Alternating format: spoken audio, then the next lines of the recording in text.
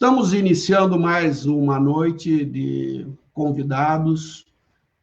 Hoje eu tenho o prazer de receber 4 experts, 4 feras da área de operações de eventos internacionais, eventos nacionais, eventos esportivos de grande relevância. E ontem, quando nós conversamos com o ex-ministro Ricardo Leyser, nós falávamos do histórico da evolução do esporte no Brasil nos últimos 84 anos, porque lá em 1937, Getúlio Vargas cria a primeira divisão de educação física dentro do Ministério da Educação e Cultura, e chegamos à conclusão, e aí eu vou, junto aos nossos convidados, fazer essa observação. Nos últimos 20 anos, nós tivemos o grande crescimento e o grande desenvolvimento do nível dos eventos aqui realizados. A gente começa essa caminhada com 2002, exatamente quando o Brasil cedia os Jogos Sul-Americanos, Tamba era o nosso mascote, em 2002, em 4 cidades, coordenados pelo Comitê Olímpico do Brasil, um evento que teve uma preparação de apenas 3 meses, onde Curitiba, eu tive a oportunidade de dirigir a cidade de Curitiba, Rio de Janeiro, São Paulo, o nosso amigo Paulista era o diretor de São Paulo, o nosso amigo Agberto Guimarães, o diretor de Belém, e o Peri, coordenando todas as 4 cidades, ficou no Rio de Janeiro. Então, é o mascote daquele evento, exatamente o Tamba. Eu quero apresentar o nosso primeiro convidado, e eu vou trazê-lo para junto da gente, que é Rodrigo Garcia. Rodrigo, boa noite. Rodrigo, que estava no Rio de Janeiro, uma cidade gigante, e agora está em Lausanne, uma cidade de aproximadamente 140 mil habitantes, né, Rodrigo? É uma diferença significativa. Rodrigo, que é bacharel em esporte pela USP, tem mais de 20 anos na área de eventos, foi, durante o PAN, o gerente-geral exatamente do João Avelange, onde a gente teve os eventos do atletismo, não só do Pan-Americano, como para-Pan-Americano. Depois ele vai e integra o comitê de candidatura de 2016, a gente teve uma vitória em 2009, também tive essa oportunidade de estar nesse processo. Vai para a Copa do Mundo da FIFA em São Paulo, 2014, a Copa de 2014, exatamente na cidade de São Paulo. Lá ele permanece num período e retorna ao Rio de Janeiro para integrar o comitê organizador dos Jogos Olímpicos e Paralímpicos, onde foi o seu diretor de esportes por um período de 3 anos. Termina os Jogos Olímpicos e ele, pela competência, por todo o seu trabalho, recebe um convite e vai integrar o Comitê Olímpico Internacional, onde hoje ele responde pela Gerência Geral de Esportes, na área de operações também, de coordenação e operações, dos Jogos Olímpicos de Inverno de Pequim 22, além de ter participado de outros Jogos Olímpicos de Inverno e Verão, e mais de 50 eventos internacionais e nacionais. É isso, Rodrigo. Eu agora vou apresentar o próximo convidado nosso. Eu gostaria de apresentar agora para vocês Gustavo Nascimento. Gustavo, que está no Rio de Janeiro. Gustavo Nascimento, arquiteto, mestrado em engenharia civil, tem 14 anos de carreira, 9 na área de operações e gestões esportivas. Ele foi, na verdade, um diretor executivo de operações dos maiores eventos realizados no nosso continente, não só os Jogos Olímpicos e Paralímpicos do Rio de Janeiro, como também os Jogos Olímpicos da Juventude em Buenos Aires, 2018. Agora, com toda essa experiência, além dos Jogos Pan-Americanos, onde ele foi arquiteto dentro de uma equipe que apoiou na instalação, na criação e construção das instalações. Com toda a experiência, o Gustavo vai e está como consultor dos Jogos Olímpicos de Tóquio, de 20 que passaram para 21, e também dos Jogos Olímpicos da Juventude do Dakar, 2022. E exatamente com a experiência de Buenos Aires. Boa noite, Gustavo. Oi, Ed. Boa noite, obrigado. Alegria estar aqui com você. Saudade. Vamos lá. O nosso próximo convidado está quase indo dormir. Ricardo Bankowski está exatamente em Doha, no Catar. Ricardo, Doha é um país que tem algo em torno de 2,7 milhões de habitantes, é um país pequeno de população, mas que vai sediar uma Copa do Mundo. O Ricardo participou aí de Jogos Pan-Americanos Rio 2007, candidatura do Rio de Janeiro, Jogos Mundiais Militares, Copa das Confederações, Copa do Mundo FIFA, diversos eventos de vôlei e basquete pelas próprias respectivas confederações. Tivemos juntos e nos conhecemos mais diretamente na Copa América o ano passado, no Rio de Janeiro. Ele fez o Mundial Sub-17 e depois acabou integrando e está integrando o comitê organizador da Copa do Mundo FIFA 2022. É isso, Ricardo? Isso aí. Acertou. Então, vamos lá para o próximo. Aliás, que idade você está, Ricardo? Eu estou com 49. Ixi, tudo garotinho. Vamos lá. E o nosso convidado, Roberto Siviero, que está em São Paulo. O Roberto começa em 99, 2002, exatamente no Sport Clube Corinthians, na área de operações de estádio. Depois disso, ele vai para a área do Pan-Americano 2007, que foi o gerente geral de integração operacional. Dá um salto já de 2007 para a parte de operações internacionais, vai a Londres, onde foi exatamente o gerente de planejamento operacional da região central de Londres, volta para o Brasil como gerente geral de estádios para a Copa do Mundo de 2014, vai para o Rio 2016 como gerente geral de competição esportiva de 2016, Jogos Olímpicos Paralímpicos, depois vai novamente para a Rússia para mais uma Copa do Mundo de 2018, volta para a Copa América, quando eu tive a oportunidade de estar trabalhando subordinado ao Roberto. Roberto foi meu chefe na Copa América e teve atuação em mais de 9 comitês organizadores. Então, agora eu vou convidar a todos e a gente vai começar o papo. É isso? Errei alguma coisa, não? É isso. Não, tá tudo ótimo. Só que você era meu chefe, né, na verdade, assim. Eu era só no papel, mas você mandava em mim. Ah, tá bom. Bom, é o seguinte, eu acabei fazendo um levantamento aqui, indiscutivelmente eu sou o mais velho do grupo. Gustavo está sem câmera, Gustavo. Ficou tímido. Eu perdi vocês aqui. Tá me ouvindo? Sim, estamos. Ficou sem vídeo. Talvez sair e entrar de novo. Talvez perdemos o Edgar também. Opa, deixa eu... É um problema de HB. Não, Gustavo que acabou. Estão todos aí. Acho que o Gustavo tá... A conexão dele não tá legal. Ele falou que vai sair. Bom, então a gente vai começar conversando exatamente nesse sentido. A gente tem um grupo de pessoas reunidas e que acabaram chegando em nível internacional. Eu acredito muito, e me corrija se eu estiver errado, o processo, quando vem em 2002, o sul-americano, ele vai já desenhando um caminho dos grandes eventos no Brasil. Eu trouxe aqui um colega que nos uniu, talvez, que é exatamente a mascote de 2007, é isso para... Não precisa chorar, Gustavo, não precisa chorar, Gustavo. Tô aqui de volta? Estão me ouvindo? Estão me vendo agora?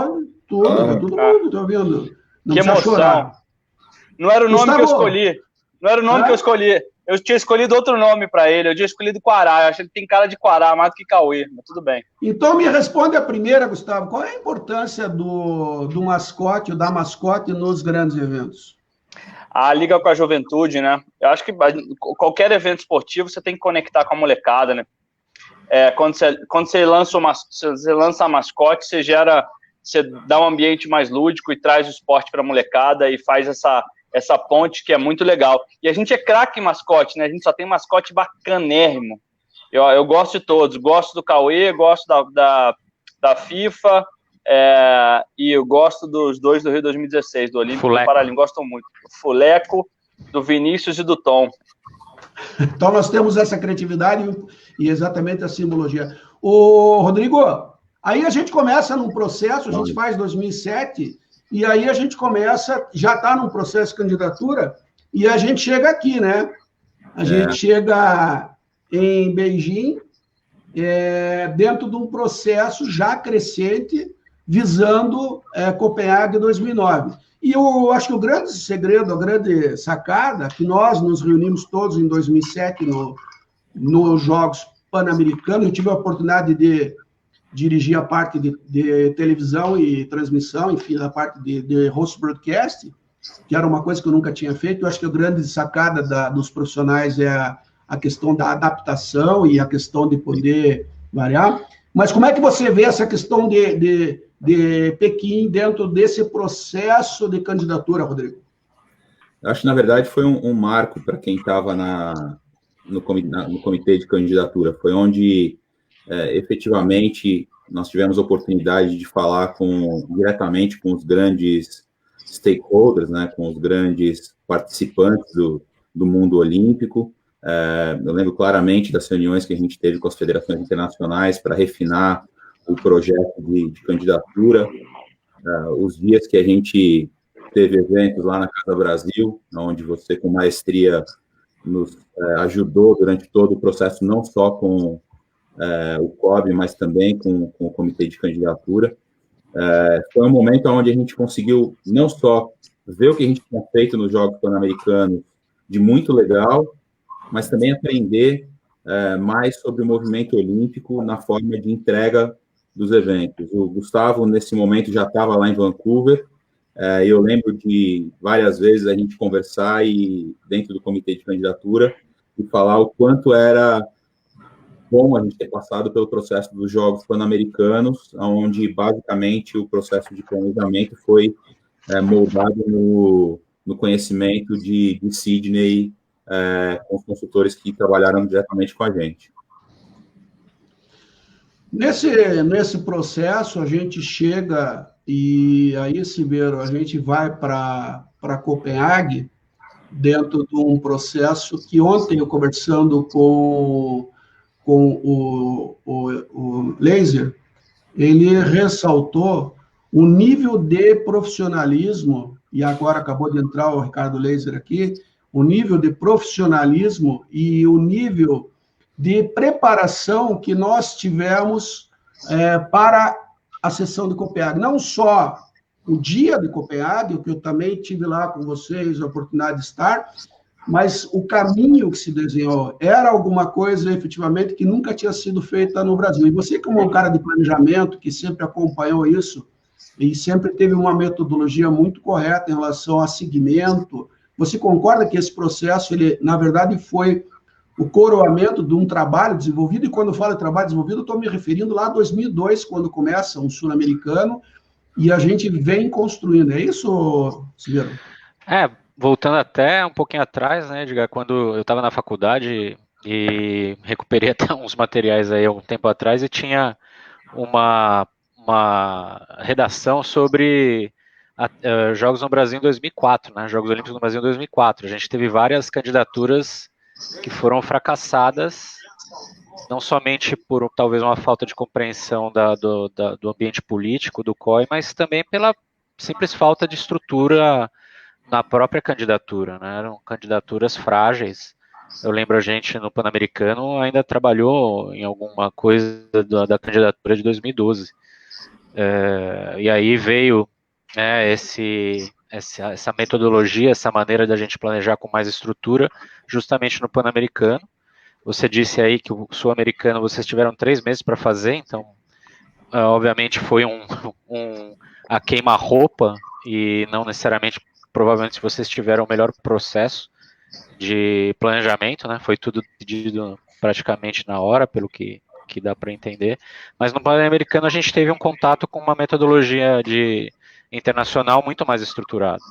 E isso, acho que todos os profissionais aqui que estão sentados aqui se beneficiaram disso, dessa compreensão de como estruturar melhor um evento, dividindo as tarefas e dividindo as fases que você coloca, né? Porque, na verdade, o evento tem 16, 20 dias e você fica 4, 5, 6 anos planejando. Se você não tiver um método, você acaba se perdendo no próprio processo, né? Porque a entrega no final são poucos dias relativo ao tempo que você tem de planejamento. E aí o processo da candidatura realmente foi muito estruturado. Eu acabei participando da parte inicialmente de orçamento e depois mais especificamente da parte de bilheteria, né? O estudo de receita a gente teria nos jogos com ingressos, mas a estrutura que a gente teve para fazer a candidatura foi impressionante e todas as pessoas que tinham passado pelo Pan-Americano compreenderam e ajudaram. E eu lembro, eu tive a felicidade de estar, inclusive, na sala durante uma das sessões, né, de avaliação, porque são várias sessões de avaliação, não sei se o processo ainda é assim, mas a gente tinha várias sessões de avaliação por tema, e eu estava sentado na mesa sobre a sessão de marketing, onde se falaria de ingressos, e tinha todo um backstage, né, tipo ficção científica atrás, com ponto eletrônico, com pessoas, os especialistas que tinham, exatamente, as pessoas que tinham produzido a maioria das informações, todas ali apostos numa sala de controle, num estilo de centro de operações, para justamente dar subsídio às pessoas que estavam dentro da sala, responder alguma pergunta, algo que fosse colocado que talvez, obviamente não é possível que uma pessoa só, né, no caso era o Carlos Roberto Osório, que estava à frente do processo, saber de tudo, então tinha toda essa estrutura de ter uma sala de controle atrás, e eu acho que a gente nunca imaginaria de fazer isso se a gente não tivesse passado por um processo mais estruturado durante os Jogos Pan-Americanos. Nesse crescendo que você disse, né, desde o Sul-Americano. Bom, e aí nós chegamos, hoje eu tô a fim de me exibir aqui, e a gente já chega em Londres, já passamos por Copenhague em 2009, dentro desse processo de eleição, que foi exatamente fruto de todo o processo que nós tivemos de construção, e a gente chega em Londres. O Bankowski, dentro desse processo, desse crescimento, evidentemente que a tecnologia também teve um avanço fundamental. Você hoje, como um gerente sênior de tecnologia dentro do Comitê Organizador do Qatar, e você até comentava uma coisa que o Silveiro tocou agora, que vocês estão num prédio de 40 andares, onde estava 30 e poucos graus, agora, não sei, à noite você estava extremo calor, hoje também está em extremo calor, mas esse processo de tecnologia ele teve um crescimento, não teve? Porque eu me lembro em jogos em 97, que a gente fez os Jogos da Natureza aqui, nós não tínhamos nem equipamento celular para poder se comunicar. Como é que você viu essa evolução? Porque a gente já falou, inclusive, há dias anteriores com o Stamp, que estava no Japão, em Tóquio, e aí o Rodrigo, o Gustavo, os três de vocês sabem que o Japão projeta algumas novidades, mas você, especificamente, como é que você acompanhou esse crescimento até e o que o Qatar está preparando nessa linha? Realmente, eu vejo duas coisas bem interessantes para comentar em relação à tecnologia. A primeira é que quando a gente faz o planejamento, às vezes alguns anos antes do evento, e orçamento e tudo mais, a gente está fazendo baseado, por exemplo, na candidatura, quando a gente fez esse evento em 2009, eu fiz o orçamento de tecnologia que a gente submeteu ao COI, fiz o orçamento para 2016, quer dizer, sabia, sei lá, que tecnologia a gente teria tantos anos à frente, né? Então, a tecnologia praticamente a cada 2 anos está evoluindo de forma bastante acelerada agora, né? Então, é 3G, é 4G, agora já está se falando 5G, parte de cabeamento também, antigamente, enfim, não tem questões técnicas, mas o tipo de cabeamento também tem mudado, e as velocidades têm mudado, e cada vez mais as demandas de banda de internet estão aumentando, né? Uma outra coisa que eu tenho notado muito também é que as áreas funcionais, né, que são nossos clientes internos, cada vez demandam mais sistemas específicos, todo mundo quer ter o seu sistema de controle, né? e depois a gente tem que integrar isso tudo numa solução maior e gerar relatórios para que o pessoal do HQ consiga também monitorar o que está acontecendo no evento. Então, é bastante dinâmico. E um desafio que eu noto é segurar as rédeas das áreas para que a gente consiga fazer esse pacote de sistemas de uma forma mais consolidada, que a gente consiga ter uma solução global integrando todas as áreas. Porque existe uma tendência das áreas quererem desenvolver coisas específicas para si e acabarem fazendo sistemas que não estão conectados com outros. Então, a gente tem sempre essa briga com o pessoal para poder integrar todo mundo. Mas é bastante interessante, justamente porque tem essa velocidade de desenvolvimento, essa demanda de necessidade, né, que todo mundo quer agora se conectar, quer informação com agilidade, e a tecnologia ela te permite isso, porque a base de dados bem administrada gera relatórios que são úteis para todo mundo. Então, realmente é bastante dinâmico.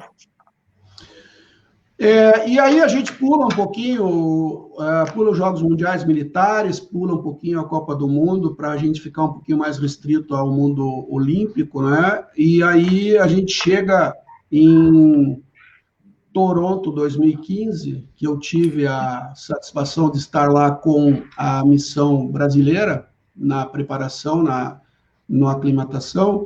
Gustavo, você que esteve em Vancouver, como é que é a política de eventos no Canadá? Que é uma política que durante, acho que muitos anos fez, vamos dizer assim, parte de um processo de crescimento e desenvolvimento do próprio país em nível econômico, é isso? Sim, a realidade de Vancouver foi uma situação geopolítica muito interessante, de uma bonança econômica muito importante ali para o mundo inteiro, antes de 2008, 2009, onde a gente teve aquela crise financeira que afetou o mundo todo.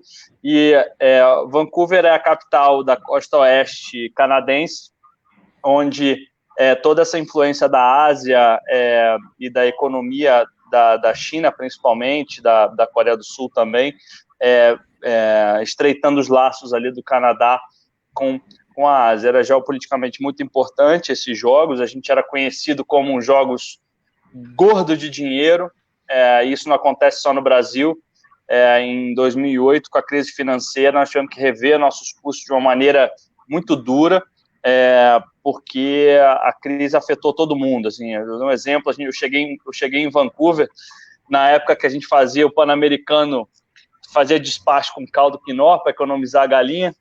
Cheguei em Vancouver, você tinha já 3 anos antes, tinham 500 carros novinhos da GM assim no pátio, e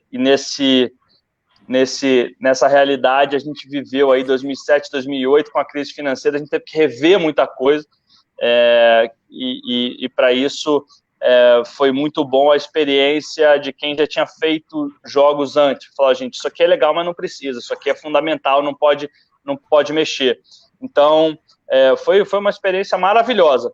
Mas é isso, o Canadá tem uma estrutura, uma estratégia nacional de esporte que já é muito madura, né? Na época, a gente já está falando de 10 anos atrás, mas já tinha um nível de maturidade muito grande. Dito isso, a gente tinha um apoio governamental, como todos os mega eventos, principalmente os esportes olímpicos, necessitam em sua maioria. A cidade já tinha uma estrutura de transporte, já tinha aí uma estrutura hoteleira pronta para receber os jogos, poucas instalações esportivas foram construídas, mas eles aproveitaram para conectar a cidade de Vancouver ao resort de Whistler, onde a gente fez principalmente as venues de neve, né, as competições de neve. Eles chamam de sea to sky, né, assim, de mar para o céu, highway, que foi um investimento muito grande, ficou muito bonita, é uma estrada maravilhosa, muito bem feita e uma vista espetacular. O relógio ele toca, mas ele faz parte, o relógio da minha avó, ela disse assim, avisa os caras que deu 30 minutos, então é só para ninguém ficar preocupado, a gente tem tempo, tá? Só para ficar ligado. Rodrigo, aí a gente passa a Toronto e a gente chega, eu no time Brasil, né? Estou aqui com o meu cachecol do time Brasil, dirigindo a base de aclimatação, como tinha feito nas outras vezes, aí já lá na Escola de Educação Física da URCA, e você, junto ou trabalhando com a Adalberto Guimarães, dentro da área de esporte, e vamos lá, me corrijam os outros se eu estiver errado, todos os outros trabalham para o esporte, ou seja, todas as outras áreas, a finalidade do evento... É o que a gente gostaria, né? É o atleta e a competição, e aí você, dentro desse processo, você faz parte, e aqui está ele também, porque eu também trouxe ele, você faz parte desse processo da Rio 2016. Me diz uma coisa, qual é a emoção e qual é a sensação, porque ninguém provavelmente vai ter de novo essa oportunidade, desse grupo, talvez, acredito, dificilmente, de nós termos essa oportunidade de estarmos dentro da função que você teve na área de esportes, dentro do teu país, dentro de um dos maiores eventos, ou o maior evento do mundo. Cara, é indescritível. Não dá para a gente tentar colocar em palavra o que é essa sensação. Mas, ao mesmo tempo, Edgar, acho que nós 5 aqui que já tivemos, e outros que eu vejo aqui na lista que estão assistindo a live já fizeram mega eventos, quando você está ali na adrenalina de entregar, não importa se é no teu país, se é o esporte que você mais ama, se é o time que você torce de coração, acho que o negócio muda, né? Vem um senso de entrega, de responsabilidade, de dedicação que você passou nos seus últimos 6 anos, 5 anos, como foi o caso do projeto dos Jogos Olímpicos do Rio 2016, que tira um pouco desse foco da paixão. É óbvio que acho que quando você vê o hino nacional sendo tocado no estádio do Maracanã durante a cerimônia de abertura, não dá para você não chorar, né? Não dá para você não se emocionar. Mas, quando você está lá, eu, por exemplo, que sou um amante do voleibol, não tive a oportunidade de ver um jogo de voleibol durante os Jogos Rio 2016. Só consertar a quadra, né? Consertar a quadra, exatamente. Só estava esperando o Siviero falar isso. Mas essa é a realidade, né? O que vale agora é a gente entrar lá no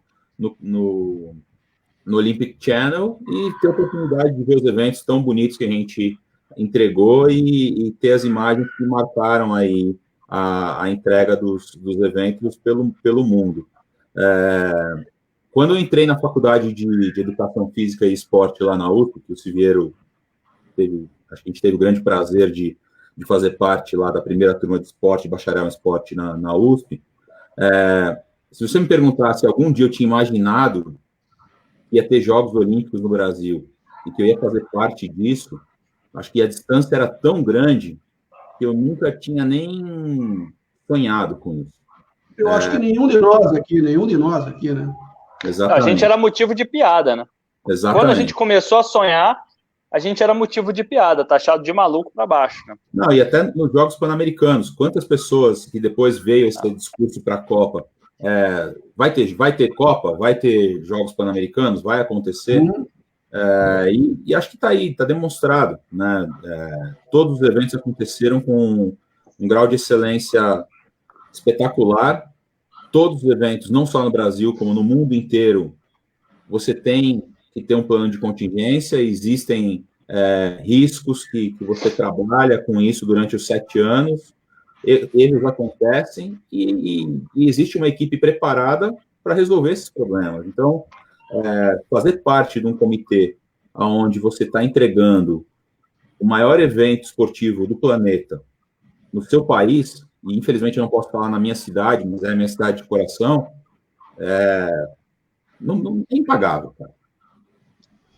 Você me permite, Ed, e o Garcia, é importante dizer que o Rio 2016, foi na história recente dos Jogos Olímpicos de Verão, foi o comitê organizador que tinha na sua governança, na sua estrutura, a área de operações de arenas dentro do departamento de esporte. Assim, voltando à sua pergunta, assim, todos deveriam trabalhar para o esporte, né? Todos deveriam trabalhar para o atleta. O Rio 2016, assim, na história recente dos Jogos, foi o primeiro, se não o único, a ter o seu departamento de gestão e operação de arenas dentro do departamento de esporte, se reportando ao Agberto, nosso querido Agberto, que foi o diretor executivo de esporte da Olimpíada, que comandava isso aí. Que, na verdade, é uma grande discussão quando você entrega uma instalação, quem é que vai fazer a gestão daquela instalação. A gente viveu isso em vários momentos, em vários eventos, Gustavo. E eu, na verdade, Rodrigo, para complementar o que você falou, alguém pode fazer, mas a gente fez o primeiro, a minha tocha está aqui, tá? Eu tive a oportunidade de ser o último brasileiro com a delegação, o último do último, porque eu fechei a fila que entrou no Maracanã. Isso não tem preço, tá? Bom, e aí nós vamos mudar agora, eu vou tirar o meu cachecol aqui, que hoje estou cheio de cachecol, eu vou pôr esse aqui, ó, e vamos falar aí com o nosso amigo Siviero sobre a Copa América. Siviero, 2019, Copa América, já passamos o Rio de Janeiro, vamos para a Copa América, e a Copa América traz também um nível de importância e uma cobrança em cima do país, até por conta dos eventos anteriores, e também a minha primeira experiência no futebol. Qual foi, assim, o nível de dificuldade dos eventos que você participou? A Copa América, o que apresentou de dificuldade? Não vale falar Maracanã, porque daí a gente vai ficar 1 hora aí, tá? Muita história do Maracanã. Na verdade, se a gente for comparar a Copa América, de certa maneira, ela foi um pouco comparável do lado do futebol com o Pan-Americano, né? Porque a gente tinha uma entidade dona do evento, no caso a Conmebol, que nos dava pouquíssimo respaldo, né, em termos de informação, em termos de requerimentos, em termos de apoio naquilo que deveria ser entregue, né, o famoso nível de serviço, que aí todo mundo tem isso na cabeça. Então, no Pan-Americano a gente também tinha uma dificuldade grande com na época, o DEPA, né, no sentido de qual era o nível do Pan-Americano, o que a gente deveria entregar. E a gente tinha uma visão muito forte do nosso ex-presidente do comitê organizador, o Carlos Nussmann, no sentido de que a gente tinha que entregar muito acima do que o Pan-Americano efetivamente precisava, né? Justamente por causa desse sonho, dessa necessidade de mostrar aos membros do COI, aqueles que tinham poder de opinião, poder de voto, que o Brasil sim poderia organizar Jogos Olímpicos, que dentro da história mundial, vocês sabem, nunca havia sido organizado no hemisfério sul, se você desconsiderar a Austrália, que é um país considerado desenvolvido. Então, nunca tinha sido realizado num país considerado em desenvolvimento, que foi o nosso caso, por isso que talvez a gente nunca tinha imaginado que acontecia. No final, a gente deu um pouco de azar, posso até dizer, né, sorte e azar ao mesmo tempo, que a gente teve os dois eventos, né, os maiores eventos esportivos do mundo, num período de 2 anos de diferença entre um e outro, né, que isso acabou, de alguma maneira, dividindo as equipes também. Né, eu acabei trabalhando nos Jogos Olímpicos durante 2 anos, mas gostaria de ter trabalhado mais, porque começamos com essa história, continuamos com essa história ali no PAN e com a candidatura, gostaria de ter trabalhado mais, mas pela impossibilidade do calendário. Lá na Rio 2016 a gente chamava carinhosamente de traidor. Os caras foram pra Copa. A gente teve que... Com muito carinho. A gente teve que decidir entre um e outro, né? Eu tinha mais um lado futebol, eu tinha trabalhado já com futebol profissional, etc. Então, também me interesso bastante. E a Copa América foi interessante porque, no final das contas, com 1 ano e pouquinho de planejamento, eu acho que a gente conseguiu encaixar com toda a experiência, eu acho que culmina, né, nesse evento, toda a experiência das pessoas que trabalharam em todos os eventos, o Ricardo está aí, era nosso gerente de tecnologia, ficou mais fácil fazer, vamos dizer assim. Né? Todo mundo tinha uma noção muito real, muito precisa daquilo que precisava entregar, mais do que a própria Conmebol. A gente sabia quanto ia custar, de certa maneira, a gente conseguiu manter tudo dentro do orçamento, algo que, como o Gustavo falou, dominou a questão dos Jogos Rio 2016, e infelizmente talvez tenha acabado por dominar mais do que a própria questão da celebração do esporte, do que a organização dos eventos. A gente foi dominado pela redução de custos, por uma questão ali da crise, não ter conseguido atingir as receitas e elevação dos custos de maneira geral. Mas a Copa América, para nós, foi muito... Não vou te dizer que foi fácil, nada é fácil, mas a gente tinha o controle. Né, as gerências das áreas tinham experiência, algumas pessoas menos, outras pessoas mais, mas a gente tinha tudo um pouco na nossa mão, não teve a ingerência no bom sentido da Confederação Brasileira de Futebol, que se ateve a preparar o time do Brasil para a competição, que a gente tem às vezes essa dicotomia entre as duas entidades que podem uma atrapalhar a outra no final das contas, e no futebol essa noção do Brasil tentar ganhar, né, por outras vias é muito grande, né, porque nós somos o único país de língua portuguesa e todos os outros 9 aqui da Sul-Americana são de língua espanhola, então existia um certo medo de que a Copa América estaria sendo preparada para o Brasil ganhar.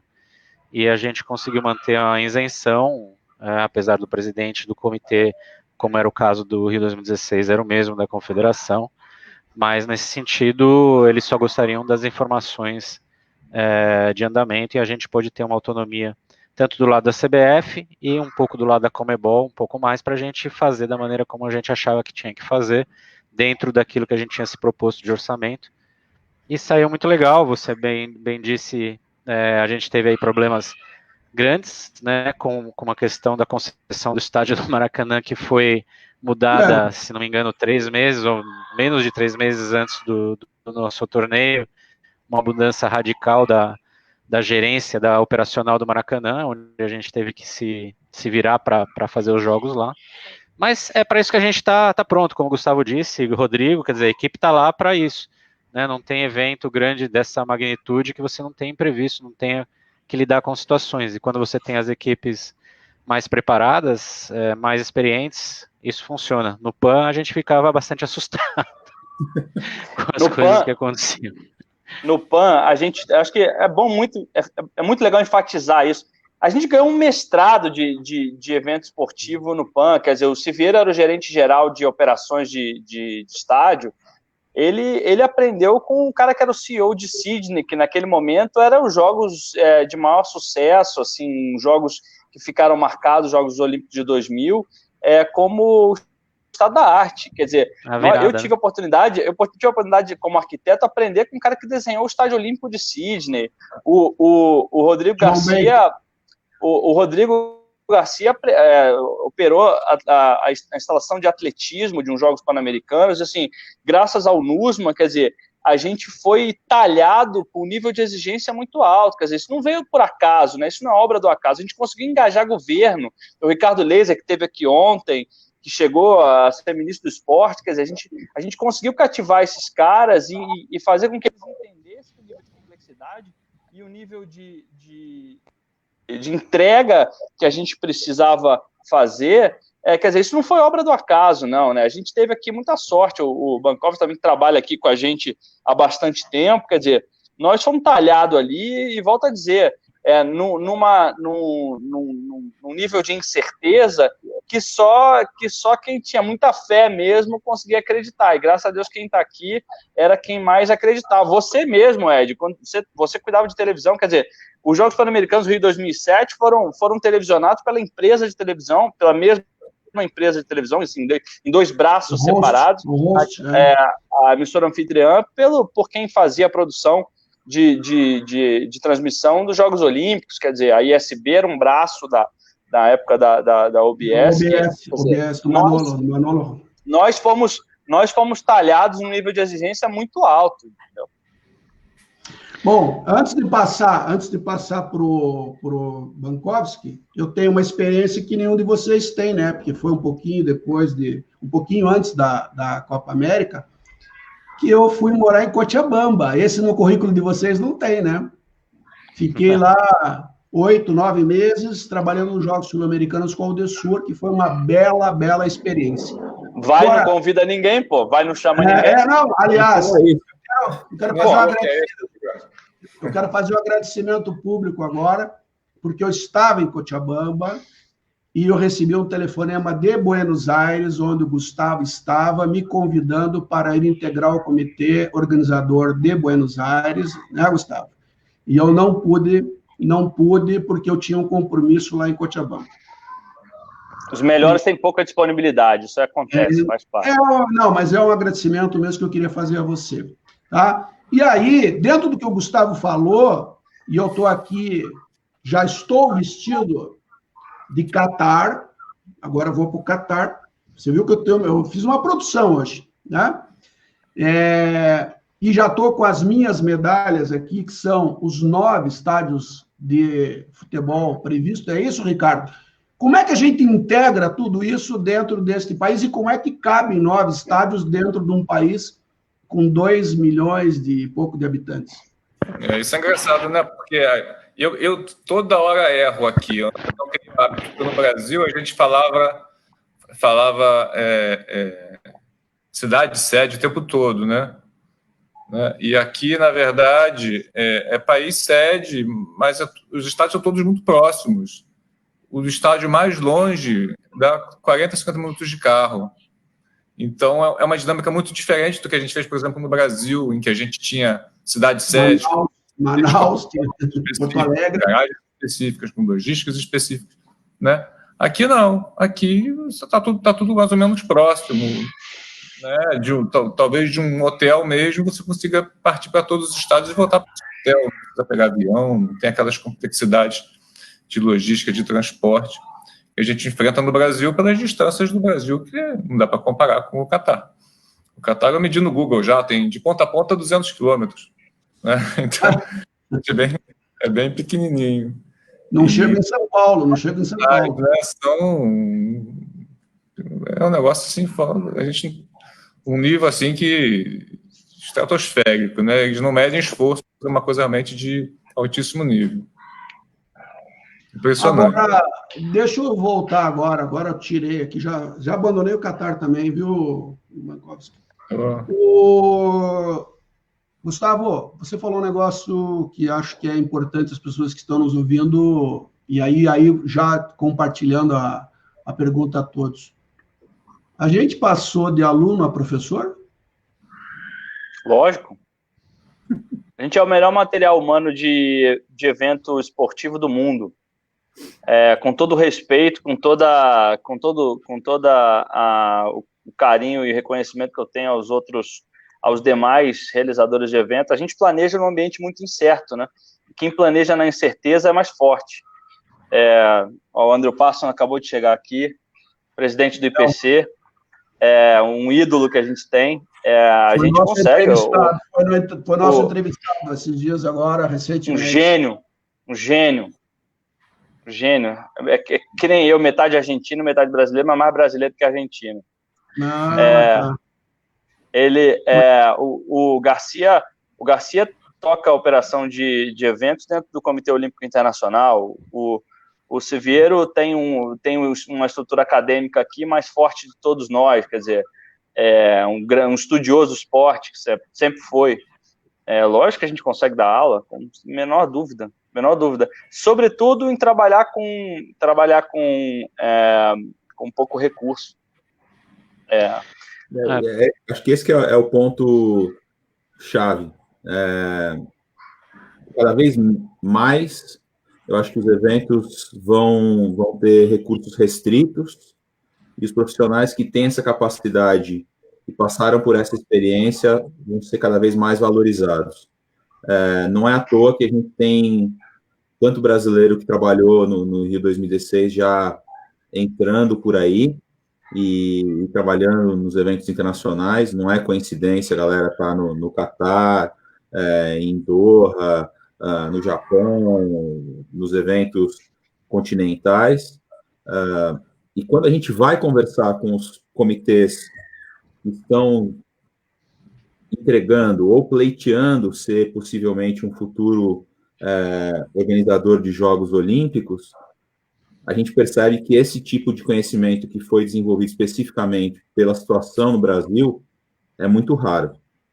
Saber trabalhar com um orçamento tão apertado e com situações de entrega tão estressante não é tão frequente acontecer até hoje, mas após esse novo cenário de Covid, certamente as coisas vão ser diferentes. Cara, vou ter que mandar uns abraços aqui, Gustavo, senão os caras não vão deixar em paz, né? Zé Maria manda 50% argentino. O Andrew está mandando, dizendo que o Walter Russo também é um cara bom, o Walter Russo que cancelou o Netflix. Cerqueira, lá no Japão, está mandando um abraço para a gente também. O Carlos Holanda, está aí aniversário dele hoje, um beijo grande também. Carlos Holanda, que trabalhou comigo exatamente no HB do PAN de 2007, foi meu financeiro. Cada um tem o colega que merece. Olha aqui, mais um colega para nós. Olha aqui, Leslie Kikuler. Leslie Kikuler também está aqui, ó. Então, eu acho que a gente tem uma característica. Eu vou voltar agora para o Siviero. Siviero, eu conversava anteriormente com o Bankovski, e talvez as pessoas, quando veem vocês no Catar, no COI, e etc., Vancouver, etc., ficam imaginando o seguinte: como é que as pessoas, além da sua capacidade profissional e conhecimento e network, conseguem buscar estas oportunidades? Que ferramenta ou que instrumento se usa? Ontem o Bankovski, por acaso, me dizia que ele foi primeiramente triado ou visto através do LinkedIn e que depois ele passou por um processo até chegar no Catar. Como é que você entende a possibilidade? Existe uma fórmula ou não existe? Imagina se a gente tivesse nascido na Suíça, né? Que a gente estava dominando tudo. Brasileiro ainda não ia ter a casca grossa. Não ia ter a dificuldade, nascer na Suíça é grande moleza. Né? Trabalhar em todas as federações internacionais, e COIs e etc. A gente aqui está ralando. Bom, Edgar, sabe que sempre os próprios eventos se tornam vitrines, né? Então, o Ricardo, imagino que foi via LinkedIn, mas a gente teve uma equipe aí grande até do Catar com a gente na Copa América, né? Visitando e olhando o evento e tal. Então, isso também gera um pouco de vitrine quando você está nos eventos. Eu lembro que o Gustavo, acho que por Vancouver, o próprio link com o John Baker, acho que foi importante para ele nesse sentido. O Rodrigo, obviamente, no COI, pela questão de ter passado pelos Jogos Olímpicos, o próprio Gustavo também para os Jogos Olímpicos da Juventude.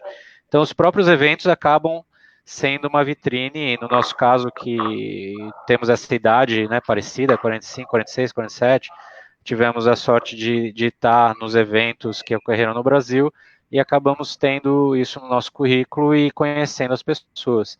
E agora com essas ferramentas um pouco mais tecnológicas, né, no caso o LinkedIn, que ajuda a você fazer um contato eventualmente com alguém, amigos que estão trabalhando, né, tem gente tem gente que trabalhou com a gente trabalhando na FIFA, quando a gente conheceu. Então, você pergunta, tem alguma coisa, quando é que vai ser o próximo evento, mas também é uma questão de pesquisa grande de, né, a parte Covid, né, os eventos no mundo são inúmeros, né, tem tinha até esquecido, o Gustavo falou aí, tem Jogos da Juventude agora no Dakar, quer dizer, na África, um campo a ser explorado absurdo, né, porque, imagina, é uma situação como era o Brasil, talvez, antigamente, talvez pior, né, no sentido de ter gente para trabalhar em um grande evento esportivo na África.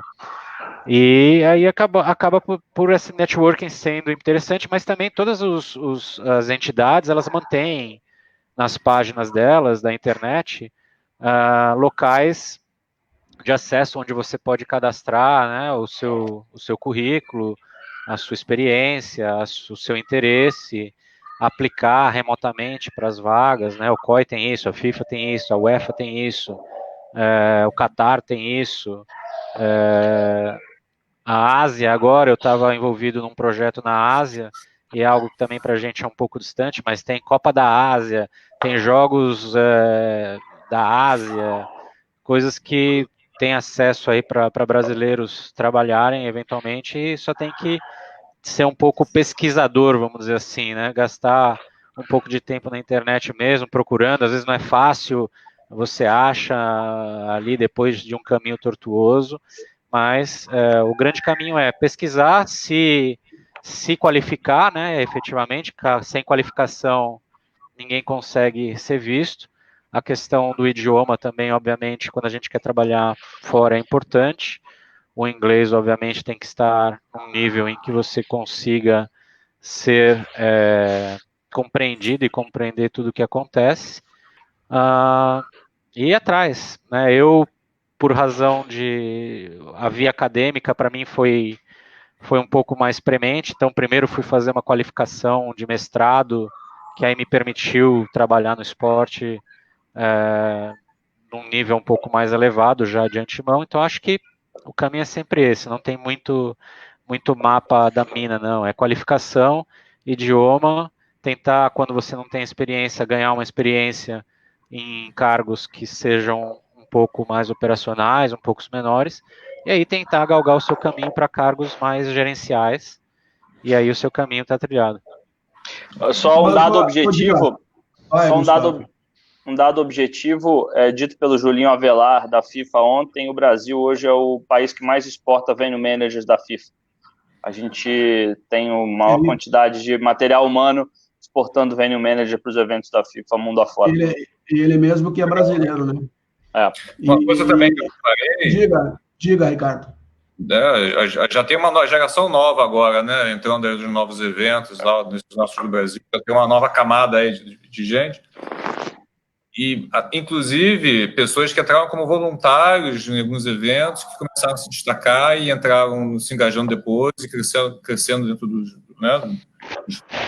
organizadores, atingindo posições mais elevadas. Então, é muito legal ver a ascensão aí do pessoal e né, o engajamento. Isso é fundamental. Ricardo, esse também... Diga, Rodrigo. Diga. Não, eu acho que é um papel que a gente tem também. Do mesmo jeito que a gente aprendeu contigo, com o Agberto, com o Nussmann, comigo? Só porque eu sou mais velho, pô. Com as gerações que estavam antes e que nos ensinaram, também os consultores, a gente falou aqui do caso do John Baker, eu acredito que também é nosso papel, e foi nosso papel nesses eventos, e continua sendo nos lugares onde a gente passa, de disseminar o conhecimento, abrir oportunidade, trazer os talentos para estar junto da gente. Estar no ambiente internacional e trazer brasileiro não é fácil, né? Sempre tem um processo onde a nacionalidade acaba muitas vezes travando o desenvolvimento da carreira. E aí o que o Silveiro falou, acho que é fundamental. Você se especializar e ter um bom currículo ajuda muito. Nessa linha aí, Bancovski, que você também comentava, e aí eu quero mandar um abraço para o Bruno Souza, atleta olímpico de handball, que está aqui com a gente acompanhando. O Bruno, All-Star. Mais respeito com o Bruno. Isso aí. Atleta olímpico, você foi bonzinho. O All-Star de handball. Pô. O Gustavo já me cobrou quando é que vai ser a live com o Bruno. A live com o Bruno é agosto, já está marcada. Ricardo, você comentava da estrutura do comitê da Copa do Mundo, e principalmente com a integração, a dificuldade de integração das outras áreas. O brasileiro leva também essa expertise, esse know-how de conseguir fazer com que as equipes e os grupos consigam se integrar e trabalhar de uma maneira mais próxima, ou ainda é difícil mesmo com a nossa característica? Aqui, especificamente, eu sinto uma certa barreira cultural nisso. O Silveiro falou alguma coisa lá atrás que eu fiquei pensando aqui depois, que a gente fez a Copa América e foi...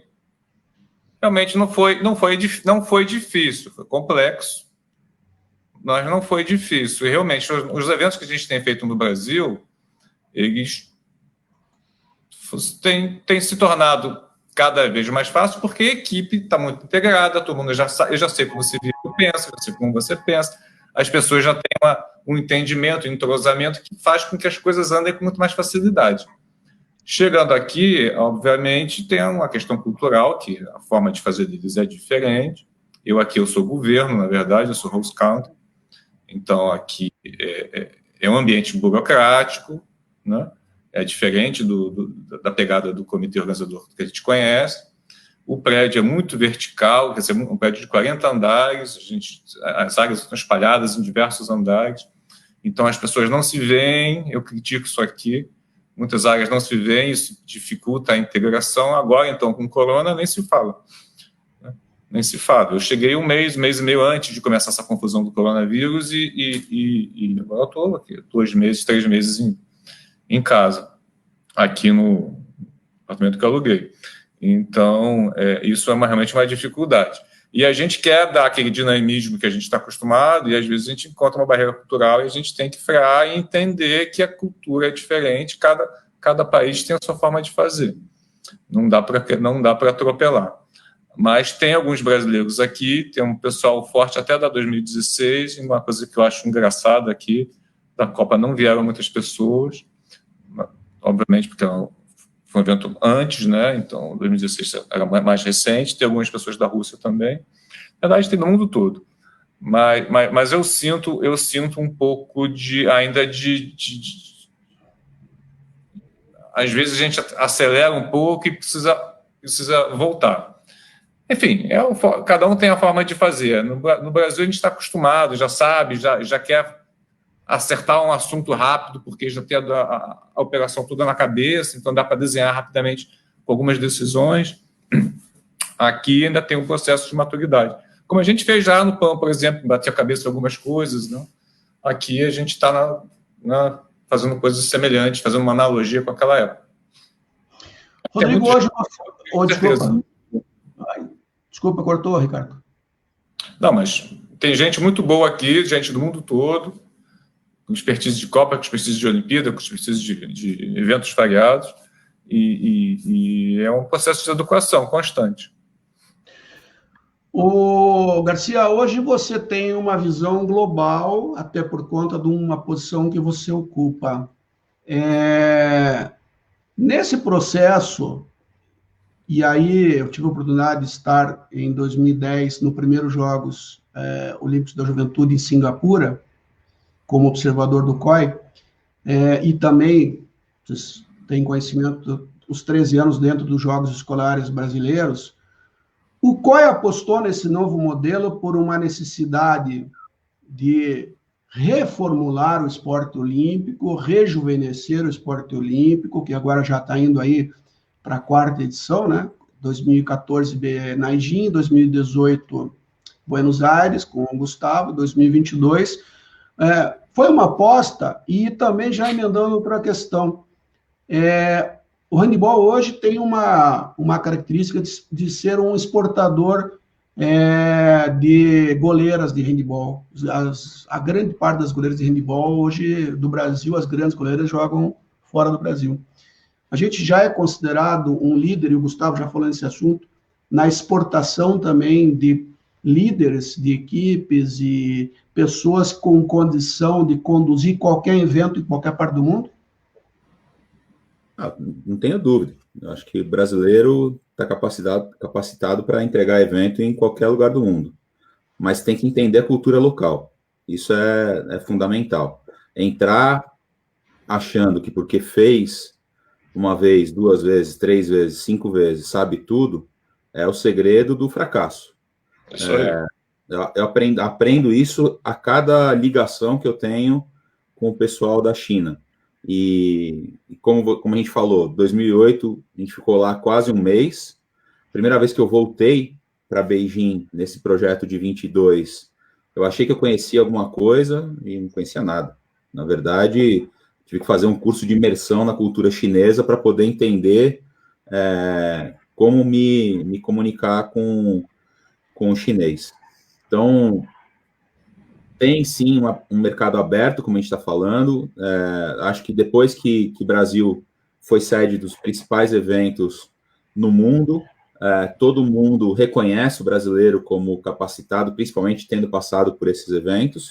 Mas se você não conhece onde você está entrando, toma cuidado.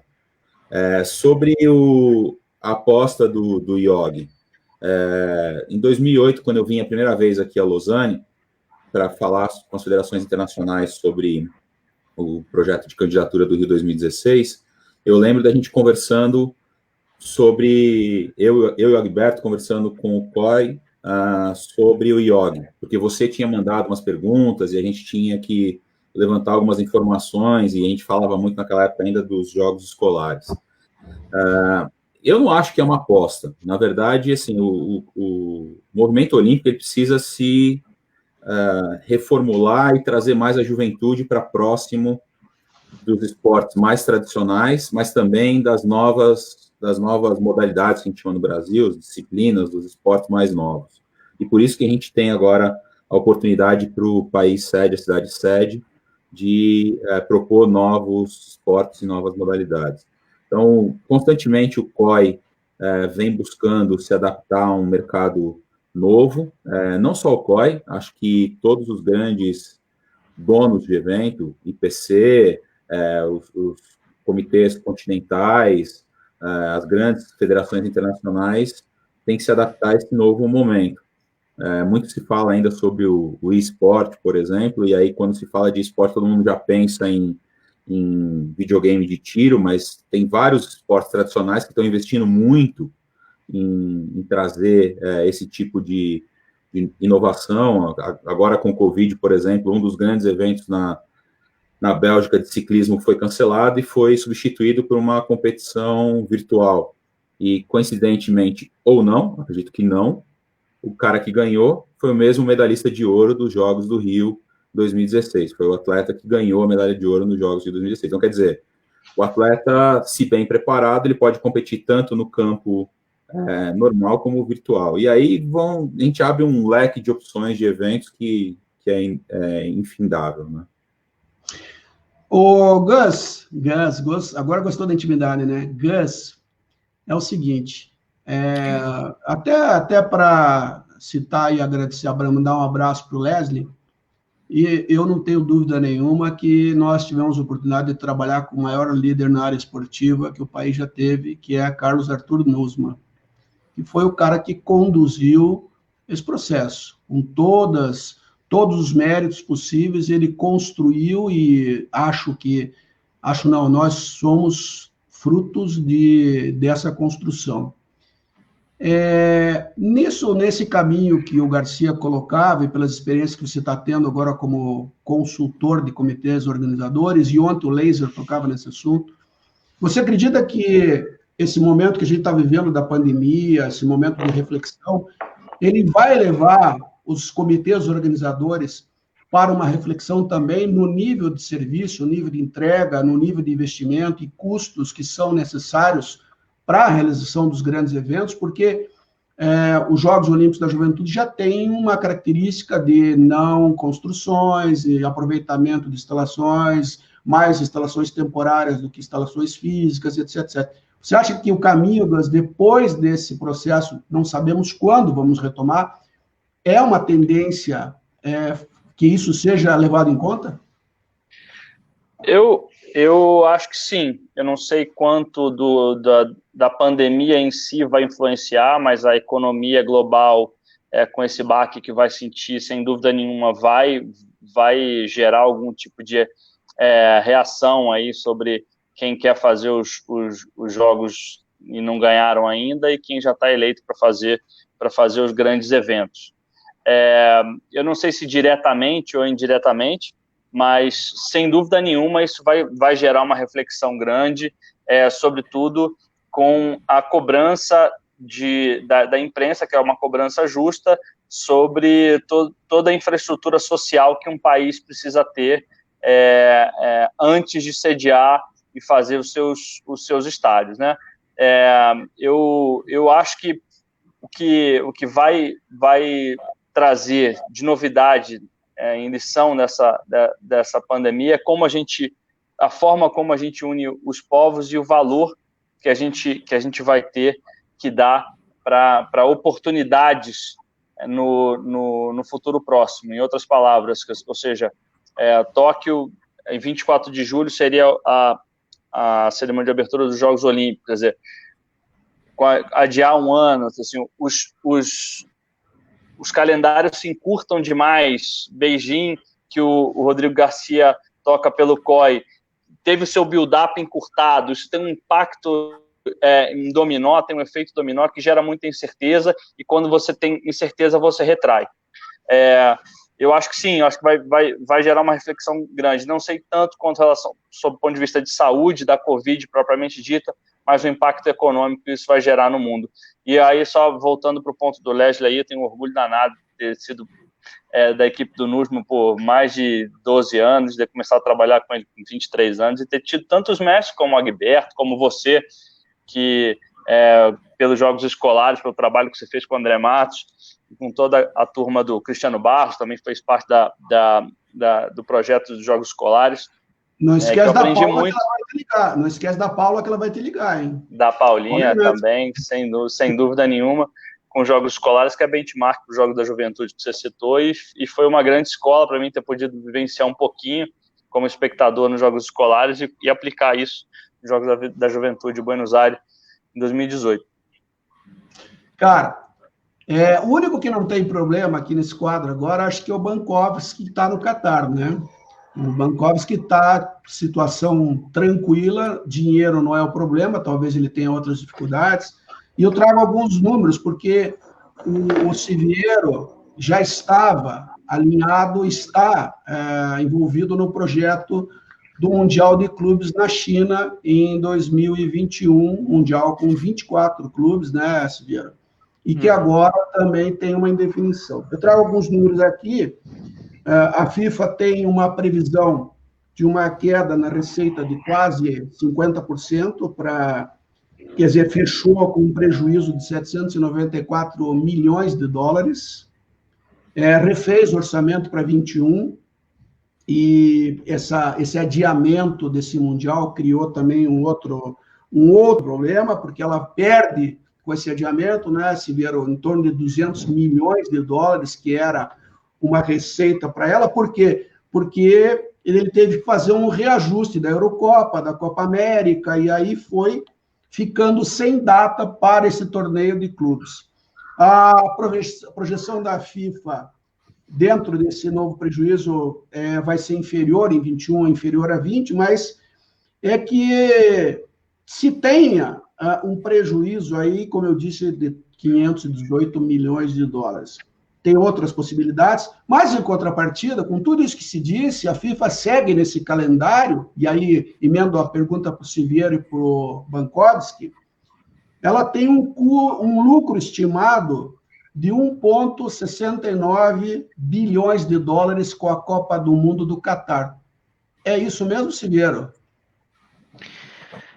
A FIFA, inclusive, ela usa o período financeiro dela de 4 em 4 anos, né, por razões razoavelmente óbvias, porque a Copa do Mundo, na questão do tamanho do dinheiro que entra com a Copa do Mundo de futebol masculino para a FIFA, é o que acaba sustentando todo o futebol mundial e todo o dinheiro que ela usa nos outros torneios para fomentar durante os 4 anos. E esse torneio de Copa do Mundo de Clubes, vamos chamar assim, eles ainda não têm um nome específico, mas a nova Copa do Mundo de Clubes seria no ano justamente da Copa das Confederações. A gente lembra que era um ano antes da Copa do Mundo, até para preparar os estádios e coisas dessa natureza, mas aí ela estava projetando realmente uma receita grande com essa nova Copa do Mundo de Clubes, onde teria 24 equipes do mundo inteiro, né, com os grandes nomes do futebol europeu, juntamente com os nomes aqui do futebol sul-americano, num torneio estilo Copa do Mundo, que seria realmente uma competição que as torcidas têm muito interesse, e as televisões, obviamente, então os direitos de transmissão seriam vendidos por valores bastante altos. A China se candidatou de sediar o torneio. Essa decisão, na verdade, foi em 2019, quando a gente estava na Copa América, essa decisão foi tomada. E a China já está preparando a sua candidatura para a Copa do Mundo para 2030, na verdade. Então, os estádios que eles estavam preparando para essa Copa do Mundo Mundial de Clubes já seriam os estádios com padrão FIFA, né, aquela expressão que a gente aprendeu aqui no Brasil na época da Copa do Mundo, para realizar eventualmente a Copa do Mundo em 2030, que todo mundo sabe, a China vem ali lutando cabeça a cabeça com os Estados Unidos na questão de a maior economia do mundo. E agora com a pandemia, tudo isso foi jogado no limbo, né? Não se sabe quando nós teremos esse torneio, na verdade. Agora a discussão seria se realizaria em 2022, teríamos a questão da Copa do Mundo no Catar. Então, não encaixa. Em 2023, teríamos a Copa da Ásia na China. Então, que é como se fosse a Copa América, mas é a Copa da Ásia que vai ser sediada na China. Então, também não encaixa. Então, já está se pensando nesse torneio somente para 2025, talvez. Mas mesmo assim é uma das promessas de campanha e um dos projetos de até pessoais do novo presidente da FIFA, né, o Gianni Infantino, e da equipe da FIFA nova, que acabou substituindo aquele pessoal antigo que acabou saindo todo a direção da FIFA junto com o Blatter, em função do grande escândalo aí que a gente teve, é o chamado FIFA Gate, que acabou até prendendo diversos dirigentes, inclusive aqui da América do Sul e da América Central, na maior parte das vezes. Mas que também acabou levando praticamente toda a direção da FIFA. Né? Você não tem mais nenhum diretor na FIFA daqueles que a gente conheceu na Copa do Mundo de 2014, por exemplo. Tem ainda pessoas que trabalhavam, mas em escalões menores. Então a pandemia realmente veio a esse efeito dominó que você comentou, né? A Eurocopa acabou se deslocando para o ano que vem, Jogos Olímpicos, Copa América, e todos os calendários, como o Gustavo disse, estão encurtados. E a gente ainda não sabe, né? Não significa que os Jogos Olímpicos vão ocorrer em 2021 ou a Eurocopa vai ocorrer em 2021. Quer dizer, a gente tem visto que a situação não é tão calma assim para que você controle esse vírus em termos de saúde pública. Caso efetivamente se descubra uma medicina, né, um remédio, um coquetel, uma coisa efetiva em primeiro lugar e depois efetivamente uma vacina, mas você ainda tem toda uma logística de vacinar pessoas, de produzir, né, não é algo assim, né, produzir, achamos uma vacina basicamente e está tudo resolvido. Então eu ainda tenho um certo receio em 2021 pelos torneios marcados para o verão aí do hemisfério norte em 2021, incluso os Jogos Olímpicos, Eurocopa, etc., porque não necessariamente isso está certo que vai acontecer, e aí vai piorar ainda a situação do esporte mundial nesse sentido. Mesmo a Copa do Mundo do Qatar 2022, né? Quer dizer, depende de tudo isso. Apesar de ser em dezembro, que de certa maneira foi uma sorte, em função do clima, a Copa vai ocorrer no final do ano, não no meio do ano, como a gente está acostumado. Deu um pouco mais de fôlego, mas mesmo assim a situação no Qatar também é de lockdown total, e como é um país que depende basicamente de insumos externos, né, não é um país que produz praticamente nada, tem essa questão que o Ricardo ainda vai enfrentar lá. Ricardo, me diga, já acendeu a luz amarela, verde, rosa aí no Catar em relação à pandemia? Como é que estamos de luz aí? Sobre a Copa em si, não se fala nada sobre data, né? A programação, eu nunca vi uma discussão sobre isso. Nós teríamos, por exemplo, em dezembro agora, um evento que foi postergado, mas com data ainda indefinida, né? Que seria a Club World Cup. Mas a Copa em si não. Agora realmente é isso. As pessoas estão trabalhando de casa, particularmente esse mês começou a ceder, já começou a abrir restaurante, já começou a dar uma folga. Mês que vem eu já devo estar trabalhando a partir do nosso escritório, esse é o combinado. Então, agora, até que ponto isso vai retornar à normalidade, até que ponto isso pode ser revertida, como aconteceu em outros países, ainda é uma incógnita, né? Só o tempo vai dizer. Rodrigo, vamos fazer um tour final agora já, porque a gente está com 1h15 já. E a minha pergunta é assim, Japão, Tóquio, 21. E aí, quem tiver seu livrinho já para fazer a indicação, se não fizer hoje, na sequência. A gente tem pedido a cada um dos convidados que indique livros. Alguns indicaram 1, 2, 3, 4. O Laser ontem indicou 5 livros. Na sequência, pode me enviar. Como é que o COI hoje está tratando o tema? E nós conversamos com o Andrews na sexta-feira sobre a questão do Paralímpico, que não é diferente do Olímpico, porque o período é muito próximo. Enfim, como é que o COI hoje vê a situação do futuro dos Jogos no Japão? Cara, acho que está na mídia, né? O que todo mundo pergunta é: os Jogos vão acontecer, depende da vacina, o que o COI está fazendo. Meu projeto não é diretamente com Tóquio, é o de Beijing, mas o que eu posso comentar é que, como qualquer organizador de evento, a gente está trabalhando com cenários, né? Então, a gente discutiu aqui há pouco tempo atrás, se você tem um risco, você desenvolve aí um plano de contingência. Então, o COI está se preparando para verificar todos os possíveis cenários e quais seriam as alternativas para esses cenários. E aí a gente pode falar claramente, óbvio, desde um cancelamento total até uma situação onde todas as venues vão estar abertas, com todo mundo participando como se fosse um mundo normal. E ninguém aqui tem uma bola de cristal para poder dizer se o ano que vem tudo vai estar certo e vai andar como um evento normal. Se fosse fácil assim, a gente não estaria discutindo esse assunto. Todo mundo aqui falou, e acho que é claro, todos os eventos vão ser impactados, os calendários estão sendo alterados.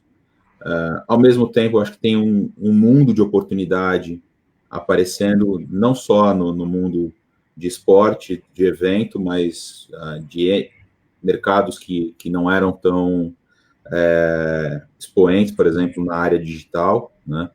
Então, eu acho que se as pessoas conseguirem olhar e ver a oportunidade de uma forma interessante, deveriam buscar isso e tentar realizá-lo. E é a mesma coisa que o COI está tentando fazer. Então, quando,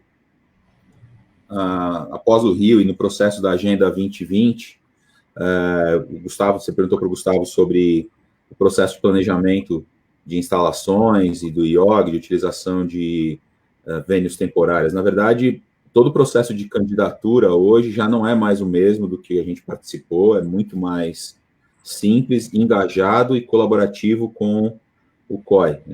Não existe mais um master plan padrão e a cidade tem que se adaptar a isso, ao contrário, o COI busca se adaptar ao que existe disponível na cidade, e não só mais na cidade. Tóquio é um grande exemplo, existem inúmeras venues que vão ser utilizadas fora de Tóquio.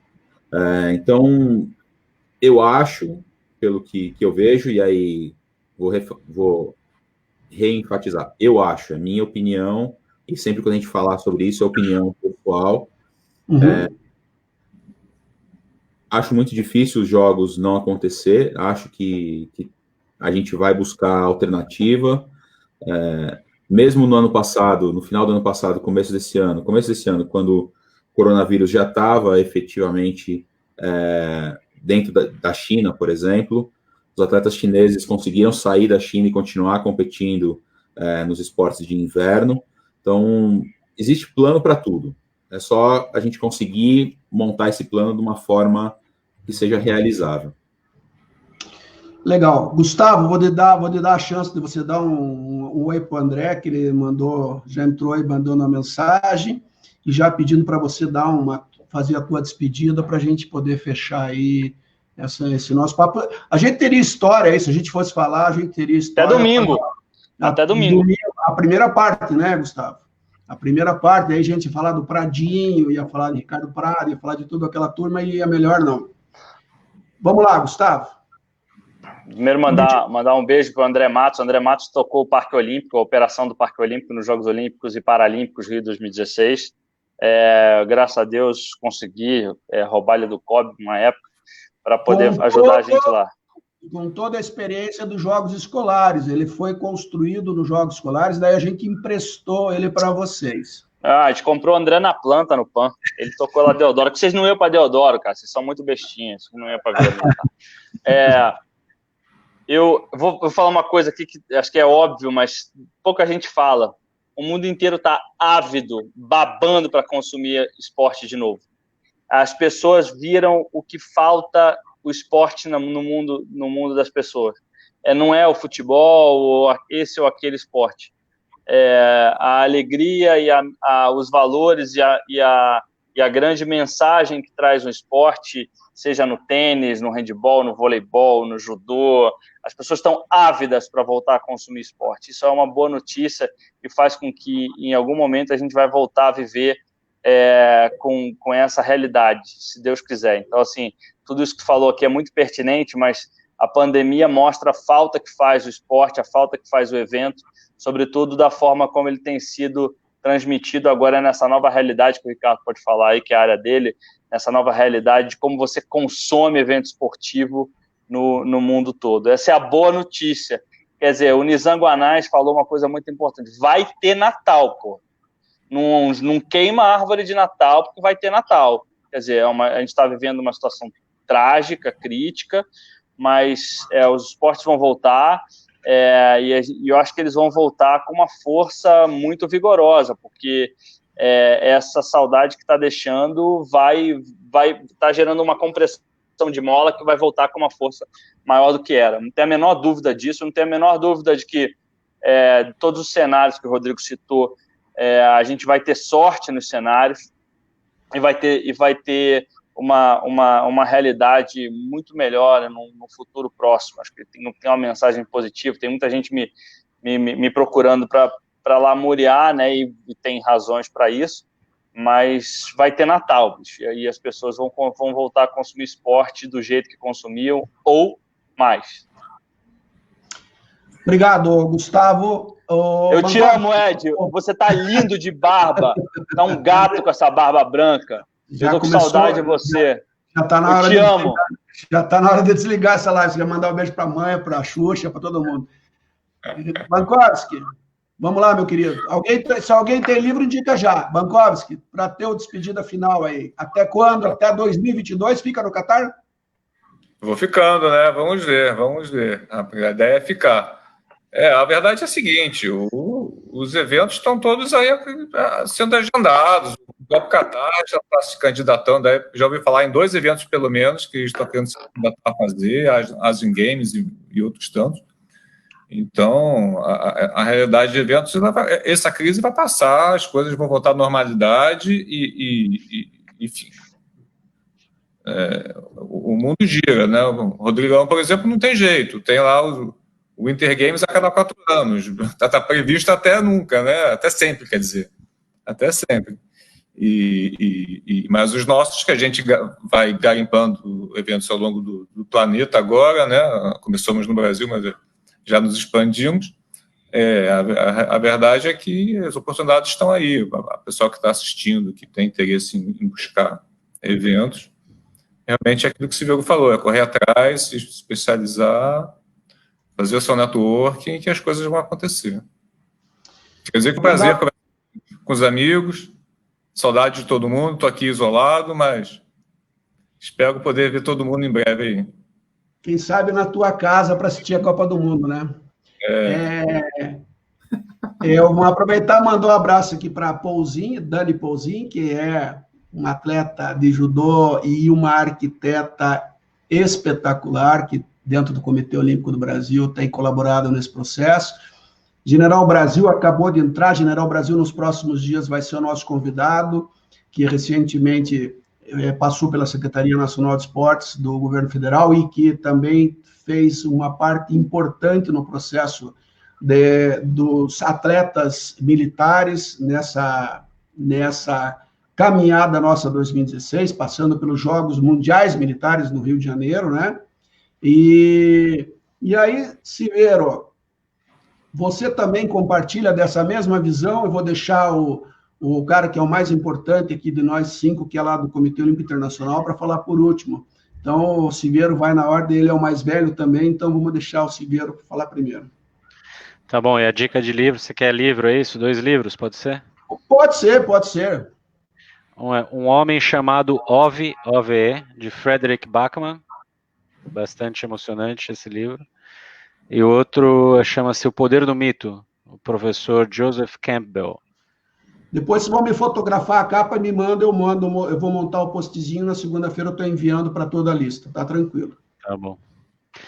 E, bom, finalizando aqui, né, depois o Rodrigo vai falar, mas só lembrando, talvez dando um contraponto ao Gustavo na questão um pouco do otimismo, mas a questão do primeiro semestre do ano que vem vai ser muito importante, né, porque se a gente lembrar bem, no caso dos Jogos Olímpicos, a pressão inicial realmente forte para o adiamento veio dos atletas, né, naquele movimento que começou no Canadá, com, se não me engano, os nadadores, americanos também.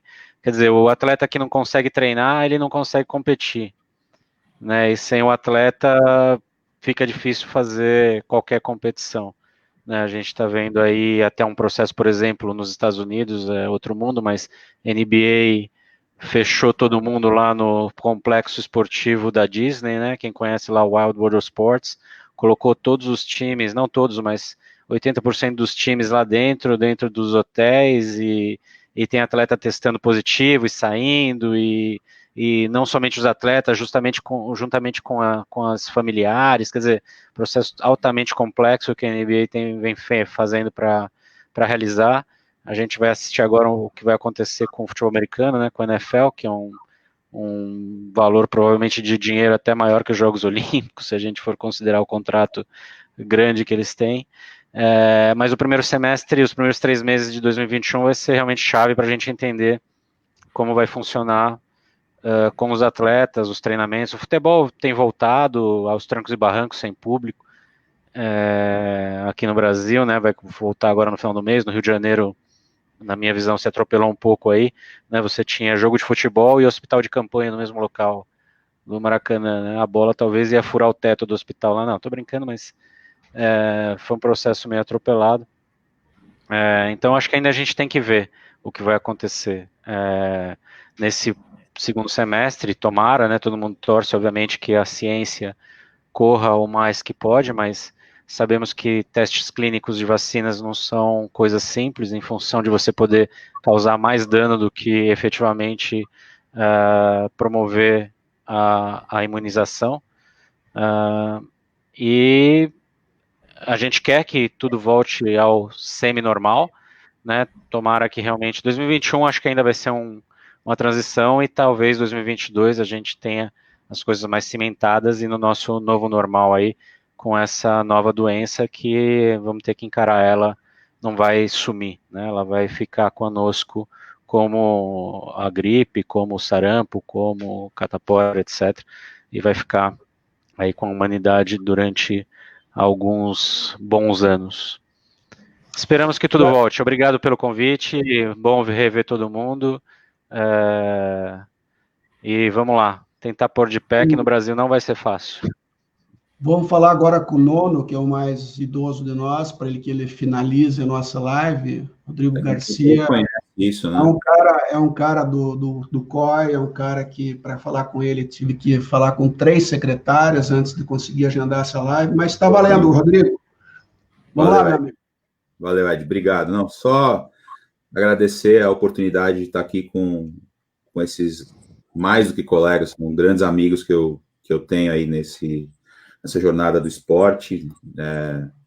Coincidência ou não, tive a oportunidade de trabalhar com todos eles, em todos os grandes eventos que a gente participou junto, então aí junto comigo na minha vida. Vi aqui um monte de gente, queria agradecer também a todos os participantes aqui no live, no chat, passando um monte de abraço. Todos nós aqui, tenho certeza que temos muitas saudades de todos que passaram aqui, que ajudaram muito a gente na entrega dos grandes eventos. E a mensagem para todos esses que estão aí é para continuar, assim como o Gustavo falou, um pensamento positivo. Tem muito evento legal que vai acontecer. Acho que vai ter um boom de consumo de esporte. Aquele evento que eu falei do Tour de Flandres, que foi na Bélgica, que substituiu o evento oficial, que é super tradicional na Bélgica, como não tinha programação na televisão, uma sacada de um cara, conseguiu transmitir utilizando um canal de internet e teve uma audiência gigantesca, né? Então, falta isso. Acho que, ao mesmo tempo que o Siviero falou que o Campeonato Carioca talvez tenha voltado de uma forma mais precoce, hoje a gente vê a discussão de como os direitos de televisão estão sendo negociados. Então, está no momento, acho que no esporte, que muita coisa está mudando. E quando as coisas são num cenário como esse de mudança, as oportunidades aparecem. Então, essa é a única mensagem que eu quero deixar no final. Olhem para essa situação, não pelo lado negativo, não o copo meio vazio, mas o copo meio cheio, buscando a oportunidade que vai aparecer, e vai aparecer, tenho certeza disso. Valeu, Bichão, obrigado pelo convite, viu? E só a última pergunta aqui, Rodrigo, Gustavo, sem evento teste, manda bala, vai ser mais ou menos isso? Esse é um dos cenários? Se não tiver evento teste para Tóquio, por exemplo, vai mandar bala assim mesmo, né? É que já teve muito, né? Os eventos teste que ficaram teve todos já? São os de março. Não, tinha eventos teste até maio, mas 70% já foi cumprido, né? Estou chutando 70%, não tenho a menor ideia, mas acho que é 70%, 80%. O grande risco que a gente está trabalhando hoje, exatamente nos jogos de inverno, são os eventos teste, que começam agora em dezembro, e já teve um primeiro, que seria o equivalente que a gente viveu lá nos Jogos do Rio. Você tem 2 eventos de vela, nos Jogos de Inverno você tem 2 eventos de downhill, ski downhill, e o primeiro já foi cancelado, mas teve um evento na instalação, que foi um evento nacional. Mas para aí a gente tem todo o programa de Operational Readiness que dá para a gente trabalhar, né? Acho que é mais a questão de testar a instalação física, e aí tem as alternativas todas que a gente busca com os nossos planos de contingência. Bom, Edgar, só o último dado para você. Janeiro de 2007, para o Pan-Americano, o comitê organizador tinha 180 pessoas trabalhando na organização, tá? Evento em menos de 6 meses para acontecer. Por isso que foi a escola que foi. Eu vou te complementar a informação. Eu fui chamado para o HB em fevereiro de 2007. Para assumir o HB em fevereiro de 2007, mais ou menos. Era subiacho, bacana, tudo junto. Eu quero fazer um agradecimento e deixar uma mensagem final. Eu tive um cuidado, primeiro, na hora que eu fui convidar e escolher as pessoas com quem eu queria conversar, um critério foi básico para mim, e aí o nepotismo funcionou. Primeiro, meus amigos. Então, os meus amigos foram convidados. Só que eu dei uma sorte tremenda na seleção, porque eu tenho amigos que têm uma competência que o mundo já aprovou, que são vocês. Vocês são reconhecidos, não é mais dentro da cidade, dentro do estado, dentro do Brasil. Vocês são reconhecidos internacionalmente pela capacidade. E isso ficou muito claro para mim também pela manifestação. Além de nós termos uma relação de amizade, e vocês terem a capacidade profissional, vocês, por onde passaram, fizeram amigos. Então, as pessoas que participaram hoje, elas participaram com certeza para ouvir o que vocês tinham para falar e, principalmente, para transmitir uma mensagem de cada vez mais sucesso, cada vez mais realizações na carreira. Então, o meu agradecimento, a gente vai encerrar agora. Amanhã a gente está subindo para YouTube, podcast, LinkedIn, Twitter, Instagram, Facebook, a gente vai estar em todas as redes. Tá bom? Beijo, Hélio. Obrigado. Beijo, Gustavo. Valeu, galera. Também te amo, Gustavo. Vou ficar um pouquinho, vou sair, nós vamos ficar aqui para encerrar. Fica com Deus, gente. Um beijo grande. Obrigadão. Até mais. Tchau, tchau. Tchau, gente.